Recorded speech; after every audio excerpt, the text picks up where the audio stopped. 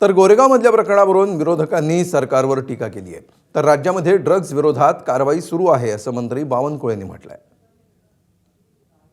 प्रश्न असा आहे की तुम्ही हजारो करोडचं ड्रग्स मिळालं। आज आमच्याकडे मी बघते की सर्रासपणे जे आहे मुंबई शहर असेल किंवा महाराष्ट्र असेल किंवा तुम्ही देशभरामध्ये बघा मोठ्या प्रमाणामध्ये अंमली पदार्थाचे विक्री होते। तुम्ही रेव पार्ट्यांना परमिशन कशी देता? आता हा नवीन विषयाने काढला बांगलादेशी, मला कळत नाही होम डिपार्टमेंट करता काय? तुम्ही बांगलादेशीच्या नावाखाली रोगाच्या नावाखाली तुम्ही लोकांना त्रास देता। महापौरांचं काम काय? बांगलादेशीने पकडणे?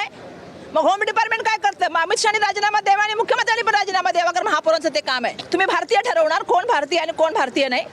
आजही तुमचं जे आहे 25% वर मॅपिंगचं काम झालेलं नाही। मग उद्या तुम्ही SIR डिक्लेअर केला, मला सांगा आज आम्हाला भारतीय प्रूव्ह करावं लागेल? मला असं वाटतं याची तातडीने एक इन्क्वायरी झाली पाहिजे। मुंबईचे कमिशनर यांनी याची इन्क्वायरी देऊन महाराष्ट्राला आणि मुंबईला सांगितलं पाहिजे की काय नक्की तिथे घडलं, आणि हे जर पोलिसांच्या डोळ्यासमोर हे होत असेल तर हे अतिशय चिंताजनक आहे। ह्याचा मी जाहीर निषेध करते आणि तातडीने गृह मंत्रालयाने ह्याच्यावर ॲक्शन घेतली पाहिजे।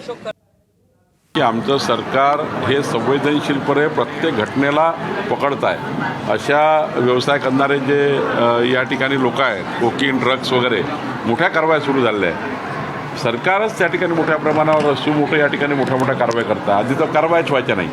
आमचे मुख्यमंत्री देवेंद्र फडणवीसजी यांनी प्रचंड मोठं जाळं तयार केलेलं आहे, ज्या जाळ्यामध्ये आता कोणी वाचू शकत नाही। किती छोट्या मार्गाने कोणी ड्रग्स आणले, कोकीन आणले, त्याला पकडलं जाणार आहे। ABP माझा, उघडा डोळे बघा नीट।